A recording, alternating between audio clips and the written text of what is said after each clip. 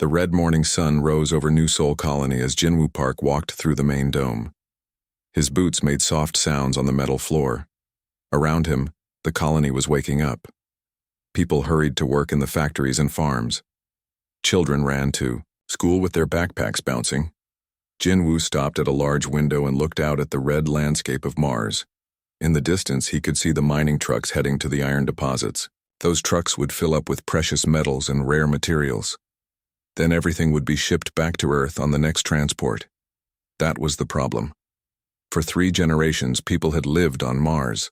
They had built cities under protective domes. They had created farms that grew food in the red soil. They had made families and raised children who had never seen Earth. But Earth Corporation still treated Mars like a big mining operation. "Sir?" a voice said behind him. Jinwoo turned around. Yoona Kim stood there with a tablet in her hands. She was the colony's chief engineer. Her grandfather had been one of the first settlers to come to Mars. Now she was 35 years old and knew every pipe and wire in the colony. "The assembly meeting starts in 1 hour," Yoona said. "Are you ready?" Jinwoo nodded slowly. "Are you sure about this, Yoona? Once we vote, there's no going back." Yoona's eyes were firm. "My family came here to build something new, not to be slaves for Earth Corporation. Today we take our freedom." They walked together toward the assembly hall. Along the way, other people joined them. There was Minho Lee, the brilliant scientist who had created new ways to make air and water without help from Earth. His systems could keep the colony alive forever if needed. "The numbers look good," Minho said as they walked. "My latest tests show we can be completely independent. We don't need Earth supply ships anymore." More people gathered as they reached the assembly hall. The building was the largest in New Seoul. It had a clear dome roof that showed the pale Mars sky above. Inside, there were seats for representatives from all 7 major settlements on Mars. Jinwoo walked to the front podium. He looked out at the 870 representatives. These people spoke for every man, woman, and child on Mars. All 50,000. Colonists had sent these people to make the most important decision in Mars history. "Friends," Jinwoo began. His voice carried through the speaker system to every corner of the hall. "We gather today to decide our future." The hall became very quiet. Even the air recycling system seemed to hum more softly. "For 60 years, Earth Corporation has taken our metals, our crystals, our rare materials," Jinwoo continued. "They take everything valuable and ship it back to Earth. In return, they send us old equipment and basic supplies. They treat us like workers, not like people with our own lives." Murmurs of agreement rippled through the crowd. "But we are not just workers," Jinwoo said, his voice growing stronger. "We are Martians. We were born here. Our children were born here. This red world is our home, not just a mining site for Earth." At the back of the hall, Soo-young Choi sat at the communications station. She was ready to send their decision across the solar system. Her fingers moved over the controls, preparing the most important message in human history. "Today we vote," Jinwoo announced. "Do we remain Earth's mining colony forever, or do we become the Free Republic of Mars?" One by one, the representatives stood to speak. Old Tai-hyun Woo, who worked for Earth Corporation as the colonial governor, spoke against independence. "Earth gives us protection," Tai-hyun said. "Earth sends us food and medicine. Without Earth, we will die in this harsh place." But Yoona Kim stood up to answer him. "Earth takes more than it gives," she said. "My engineering teams can prove it. For every ton of supplies Earth sends us, we send back 10 tons of precious materials. We are making Earth rich while we struggle with old equipment." Minho Lee stood next. "The governor says we need Earth to survive, but my research shows the opposite. My new life support systems can recycle everything. We can grow our own food. We can make our own medicines. We don't need Earth anymore." The debate continued for hours. Some people were scared of being alone in space. Others were angry about Earth's control. But slowly, one thing became clear. Most people wanted freedom. When the time came to vote, Jinwoo called for order. "All in favor of declaring independence?" From Earth Corporation and the Sol System Authority? Hands rose throughout the hall. Su-young counted carefully. 847 votes for independence, she announced. All opposed? Only 23 hands rose. Most of them belonged to Earth Corporation employees. The hall erupted in cheers. People hugged each other. Some cried tears of joy. Others looked worried about the future. But the decision was made. Jinwoo waited for quiet. Then he spoke the words that would change everything. The Free Republic of Mars hereby declares its independence from Earth Corporation and the Sol System Authority. We will no longer serve as your mining colony. Mars belongs to Martians. Su-young's fingers flew over her controls. She opened communication channels to Earth, to the space stations, to every human settlement in the solar system. At exactly 14:30, Mars Standard Time, she broadcast their declaration. The message raced through space at the speed of light. It would reach Earth in 14 minutes. Then Earth would know that Mars was no longer under their control. In the assembly hall, people celebrated, but Jinwoo felt a cold worry in his stomach. Earth would not let Mars go easily. Earth Corporation had too much money invested in Mars mining. The Sol System Authority had too much pride to let a colony declare independence. As if reading his thoughts, Yuna came to his side. They'll try to stop us, she said quietly. I know, Jinwoo replied. Are we ready for what comes next? Yuna looked around at the celebrating colonists. These people had been brave enough to vote for freedom. Now they would have to be brave enough to fight for it. We'll find out, she said. 3 hours later, Su-young received Earth's response. The message was short and cold. Colonial Rebellion noted. All supply shipments terminated immediately. Peacekeeping fleet deploying to restore order. Surrender now and avoid consequences. Earth Corporate Command. The celebration in New Seoul ended quickly. The easy part was over. Now the real test would begin. 3 days had passed since Mars declared independence. 3 long days of waiting for Earth's peacekeeping fleet to arrive. The colonists tried to go about their normal lives, but everyone felt the tension in the air. Min Ji-yoon sat alone in the observatory tower at the edge of New Seoul. She was the colony's best astronomer. Every day she watched the stars and planets through powerful telescopes. Her job was to track objects in space that might threaten Mars. Tonight felt different. Something was wrong, but Minji couldn't figure out what. She adjusted her telescope and pointed it toward Earth's position. Every few hours she checked on the home planet. Earth Corporation's communication satellites should be sending signals. The space stations around Earth should be visible as tiny moving dots, but her screen showed nothing. Minji frowned and checked her equipment. Maybe the telescope was broken. She ran a diagnostic test. All systems showed green lights. Everything was working perfectly. She tried again, pointing the telescope exactly where Earth should be in its orbit around the sun. Her computer showed the precise coordinates. Earth should be right there, a blue dot 225 million kilometers away. The screen stayed black. That's impossible, Minji whispered to herself. She switched to the backup telescope. Same result. Empty. Space where Earth should be. Fear crept up her spine. She activated the colony's most powerful deep space scanner. This machine could detect objects as far away as Jupiter. If Earth was there, the scanner would find it. The scanner hummed for 10 minutes as it searched. Then it beeped softly and displayed its results. No objects detected in designated coordinates. Minji's hands shook as she reached for her communication device. She called Hyunwoo Nam, the colony's chief scientist. Dr. Nam, she said, trying to keep her voice steady. You need to come to the observatory right now. What's the problem, Minji? I can't find Earth. 20 minutes later, Hyunwoo burst through the observatory door. He was a calm man who never got excited about anything. But now his face looked worried. Show me, he said. Minji pointed her telescope toward Earth's coordinates. Hyunwoo looked through the eyepiece for a long time. Then he checked the computer screens.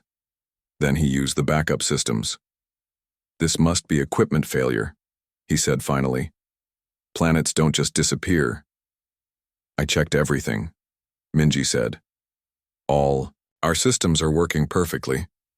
Hyunwoo was quiet for a moment. Then he made a decision that would change everything. Contact all department heads, he said. Emergency meeting in the main conference room. Now. An hour later, the colony's top scientists sat around a large table. Yoona Kim was there, along with Min-ho Lee and others.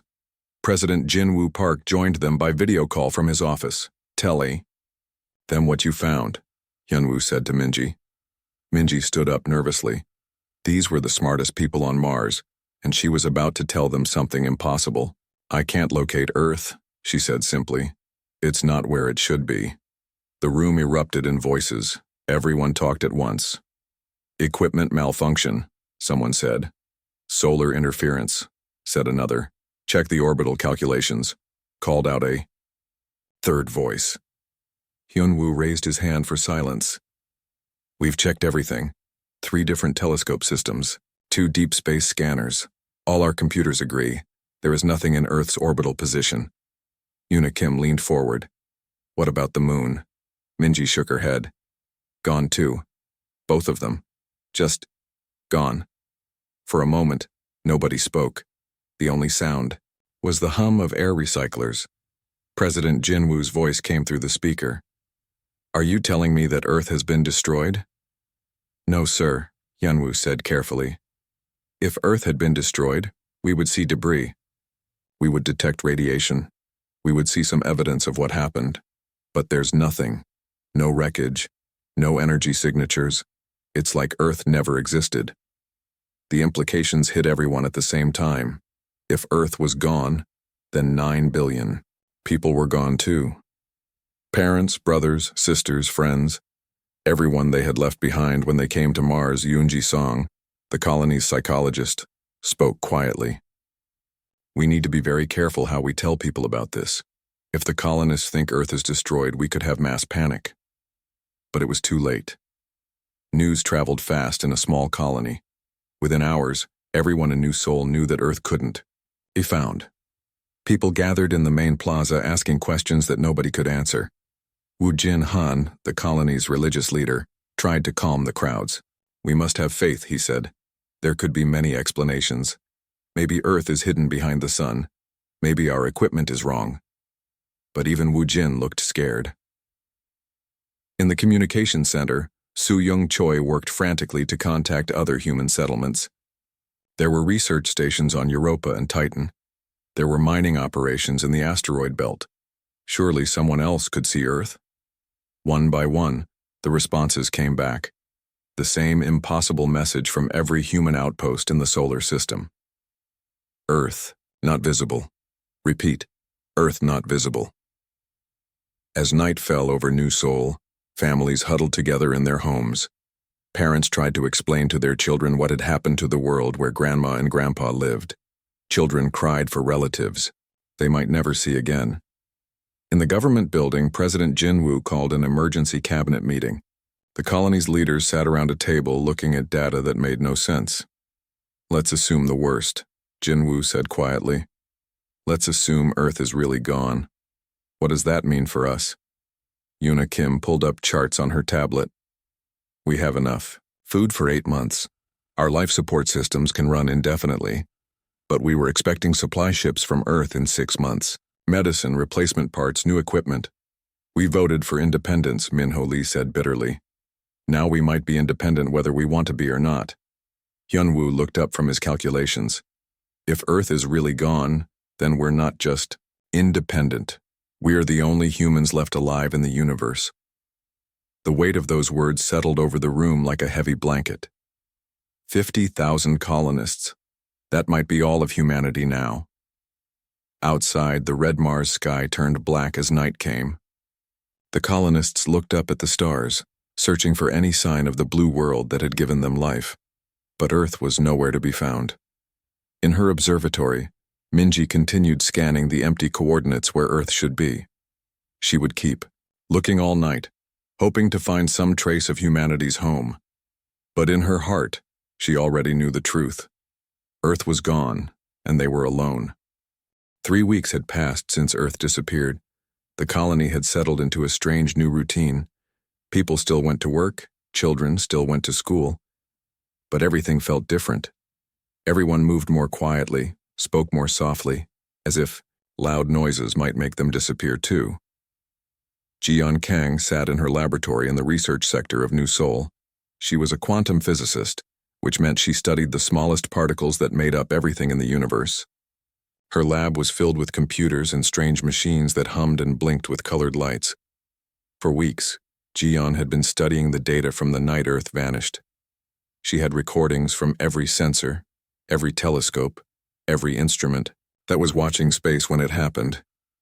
Most scientists thought the data would show nothing useful, but Jian found something impossible. There were quantum signatures, she said to herself, staring at the numbers on her screen. Quantum signatures were like fingerprints left by energy when something very strange happened in space.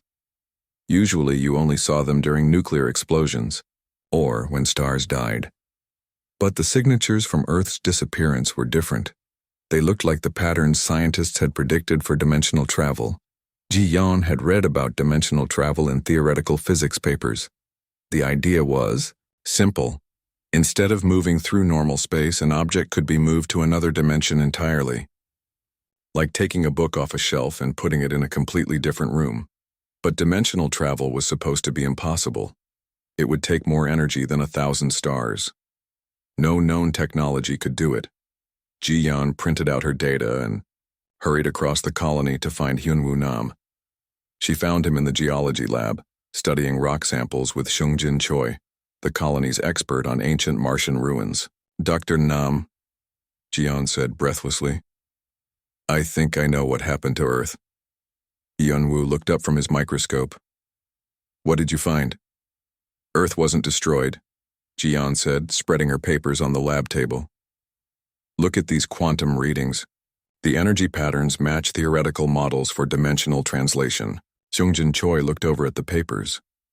He was older than the others, with gray hair and deep lines around his eyes. He had spent 15 years studying the ruins left by Mars's ancient civilization. "Dimensional translation?" Seungjin said slowly. "You mean Earth was moved to another dimension?" "That's exactly what I mean," Jian said. "But here's the strange part. According to my calculations, this process would need technology far beyond anything humans have ever built." Seungjin was quiet for a long moment. Then he walked to his own desk and pulled out a thick folder filled with photographs and diagrams. "Jian," he said carefully, "show me those quantum signature patterns again." Jian pointed to the wavy lines on her printout. "These spikes here show dimensional energy, and this pattern suggests the creation of a pocket universe." Seungjin opened his folder and pulled out a photograph. It showed ancient Martian symbols carved into red stone. Below the symbols was a computer analysis of the quantum resonance patterns found in the ruins. "Look at this," Seungjin said, placing the photograph next to Jian's data.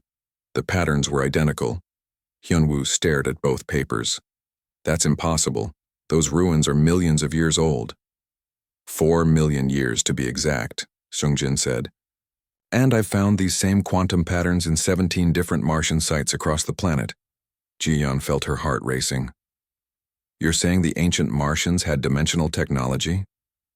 "I'm saying more than that," Seungjin replied. "I think the ancient Martians used this technology to save themselves from some kind of disaster." The three scientists spent the next 6 hours comparing data. Seungjin showed them his maps of ancient Martian cities. Jian analyzed the quantum patterns found in each location. Hyunwoo cross-referenced everything with geological data about Mars's history. Slowly, an incredible picture emerged. 4 million years ago, Mars had been home to an advanced civilization. The Martians had built great cities and developed technology that humans could barely understand. But something had threatened their world. Maybe a cosmic disaster, maybe an alien invasion, maybe something else entirely. To save themselves, the Martians had built quantum gates, machines that could transport entire planets to pocket dimensions outside normal space and time. They had used this technology to move their homeworld to safety, leaving behind only empty ruins. "But why did this technology activate now?" Hyunwoo asked. "What triggered it?" Jian was studying her quantum readings again. The energy signatures show the activation happened exactly 72 hours after Mars declared independence. Xiong suddenly went very pale. "Oh no," he whispered. "What?" Jian asked. Xiong pulled out another photograph from his files. This one showed a massive stone tablet covered in Martian writing. Years ago, his team had translated part of it. "This tablet talks about the Great Separation," Xiong said. "The Martians wrote that their quantum gates would activate when their child world achieved true independence from their parent world." The laboratory became very quiet. The only sound was the hum of computers. "Child world," Hyunwoo said slowly. "They meant colonies." "Parent world," Jian added. "They meant the home world." Xiong nodded grimly. The Martian technology was designed to save the parent civilization when their colonies became independent. It was a safety protocol. If the children could survive on their own, then the parents could escape to the pocket dimension. The terrible irony hit all three of them at the same time. By voting for independence, Mars had accidentally triggered ancient alien technology. The quantum gates had identified Earth as the parent world and Mars as the child colony. When Mars declared independence, the system had automatically transported Earth to safety. "We didn't just vote to leave Earth," Jian said quietly. "We voted to send Earth away." Hyunwoo sat down heavily in a chair. 9 billion people moved to another dimension because we wanted to be free. "But they're not dead," Seongjin said. Quickly. "According to the Martian records, the pocket dimension is safe. It's like a parallel universe where Earth can exist normally. The Martians are probably there too, waiting." Jiyan was already working on her computer, running new calculations. If that's true, then there might be a way to contact them, or even bring them back. But even as she worked, she realized the magnitude of what had happened. Humanity had been split across dimensions. Earth, with almost all of humanity, was trapped in a pocket universe. Mars, with 50,000 colonists, was alone in the normal universe. They had gotten their independence, but the price was higher than anyone could have imagined. Outside the laboratory windows, the red Mars landscape stretched to the horizon. Somewhere in that alien desert were the ruins of a civilization that had faced the same choice millions of years ago. The Martians had chosen safety in another dimension. Now humanity would have to choose what to do next. 6 months had passed since Earth disappeared into the pocket dimension. The anniversary of Mars Independence Day had come and gone, but nobody celebrated. Instead, the colonists had worked harder than ever before to build something new. President Jinwoo Park stood at the podium in the expanded assembly hall. The building was twice as large now, with new sections built using ancient Martian technology. Representatives from all 12 settlements across Mars filled the seats. In 6 months, the population had grown from 7 settlements to 12 as people spread out to build new homes. "Citizens of Mars," Jinwoo began, his voice carrying to every corner of the hall. 6 months ago, we thought we were voting for simple independence. Instead, we discovered we were inheriting the universe. The assembly was packed with 51,027 people. Every human being left in the known universe. In the month since Earth's disappearance, 900 babies had been born on Mars. Life continued, even in the strangest circumstances. Today, Jinwoo continued, we make another choice, not just for ourselves but for the future of humanity. In the front row, Chief Engineer Yoona Kim sat with a tablet showing the colony's incredible progress. Using technology reverse-engineered from Martian ruins, her teams had built fusion reactors that provided unlimited clean energy. Matter converters could turn Mars rock into any material they needed. The red planet was transforming into a garden world. The ancient Martians left us gifts, Yoona had reported to the assembly last week. We now have technology that Earth never dreamed of. We can build anything, go anywhere, survive in any environment. Beside her sat Minho Lee, whose biological research teams had solved humanity's biggest problem. With only 50,000 people, the human race had too little genetic diversity to survive for many generations. But Minho had found Martian biotechnology that could safely expand the human gene pool. We can ensure healthy children for 1,000 generations, Minho had announced. The human race will not only survive, it will grow stronger. But the most important voice in today's assembly belonged to someone much younger. Ha-Young Park was only 19 years old, but she had become the leader of the second generation, the young people who had grown up after Earth's disappearance. Ha-Young stood up in the assembly. She was tall and confident, with the kind of energy that came from growing up on an alien world. Around her sat dozens of other young colonists who saw Mars not as a place of exile, but as home. President Park, Ha-Young said formally, the second generation has a proposal. Jinwoo nodded. The assembly recognizes Ha-Young Park. Ha-Young walked to the front of the hall. Behind her, a large screen lit up with images of star maps and spaceship designs. We have spent 6 months learning about our new situation, Ha-Young said. We know that Earth is safe in the pocket dimension with the ancient Martians. We know that we have incredible technology. And we know that we are alone in this universe. She gestured to the star map. But being alone doesn't mean being afraid. It means we have an opportunity that no generation of humans has ever had before. The star map zoomed in on nearby solar systems. Red dots marked planets that could support human life. We propose the Great Expansion, Ha-Young announced. Using Martian quantum gate technology, we will establish human colonies on 100 worlds within 50 light-years of Mars. Each colony will be completely independent and self-sufficient. Murmurs of excitement ran through the assembly. This was not the timid expansion that Earth Corporation had planned. This was something bold and unprecedented. Why 100 worlds? Asked an older representative. Because, Ha-Young replied, we learned what happens when all of humanity lives in one place. If something happens to that place, everyone is lost. But if we spread across 100 worlds, humanity will never be vulnerable again. Yuna Kim stood up. The technology exists. We can build quantum gates that will transport entire colony ships instantly to other star systems. We can give each colony the tools to terraform planets and build civilizations. Minho Lee joined her. Each colony will carry genetic samples and biotechnology to ensure healthy populations. We can establish thriving human societies on every suitable world we find. President Jinwoo looked out at the assembly. Are we ready for such an undertaking? Are we prepared to become not just Martians, but the guardians of human civilization across the galaxy? The vote was unanimous. All 51,000 colonists chose the Great Expansion. 3 weeks later, the first interstellar colony ship was ready for launch. The Eternal Wanderer sat on the launch pad outside New Seoul, gleaming silver in the morning sun. It was beautiful and strange, built with both human engineering and ancient Martian technology. 5,000 volunteers had signed up for the first mission to Proxima Centauri. They would establish humanity's first colony outside the solar system. If they succeeded, 99 more ships would follow to 99 more worlds.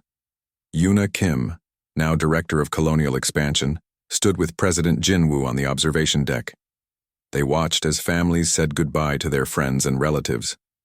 Some people cried, but most looked excited about the adventure ahead. Are you sure about this? Jinwoo asked Yuna. Once they go through the quantum gate, we won't be able to communicate with them for months. Yuna smiled. That's the point. Each colony has to be able to survive on its own. No more dependence. No more single points of failure. On the ship, Captain Soo-Young Choi made final preparations for departure. She had been promoted from communications chief to ship captain, and she was proud to lead humanity's first step into the galaxy. All systems ready, Soo-Young announced over the radio. Quantum gate powering up. The air around the ship began to shimmer as the Martian technology activated. Space itself seemed to bend and twist as the gate opened a tunnel through dimensions. Eternal Wanderer, you are cleared for departure, came the voice from Mission Control. The ship rose slowly from the launch pad, then accelerated toward the swirling gate. In a flash of light, it disappeared into quantum space, carrying 5,000 humans toward a new star. Jinwoo and Yuna watched until the gate closed and normal space returned. Around them, Construction crews were already building the next colony, ship. We wanted independence from Earth, Una said quietly, echoing words she had spoken months ago. Instead, we inherited the universe. Below them, children played in the biodome parks of New Sol. These children would grow up in a galaxy filled with human worlds. They would travel between stars as easily as their grandparents had traveled between cities. In the distance, red, Mars stretched to the horizon, but it was no longer the dead world that the first colonists had found. Green plants grew in atmospheric domes. Blue lakes reflected the pale sky. Humanity had made Mars bloom. That evening, in the colony's school, teacher Soo-young Choi told stories to a group of young children. She told them about the blue world where their great-grandparents had lived. She told them about the vote for independence that had changed everything. And she told them about the brave colonists who were now spreading human civilization across the galaxy. "Will we ever see Earth again?" asked a small girl with bright eyes. "Maybe someday," Soo-young said gently. "But right now we have important work to do. We're planting seeds of humanity among the stars. When Earth returns from the pocket dimension, they'll find their children have grown up to fill the galaxy." Outside, the classroom windows, the construction lights of 12 new colony ships twinkled like stars. Soon, those ships would carry humanity to 12 more worlds. And then 12 more after that. The Mars colony had voted to cut ties with Earth. They had gotten their independence in the strangest way possible, but they had also gotten something more precious than freedom. They had gotten the chance to ensure that humanity would never be trapped on just one world again. They had become the guardians of human civilization, carrying the light of consciousness to every corner of the galaxy. The age of Earth was over. The age of humanity among the stars had begun.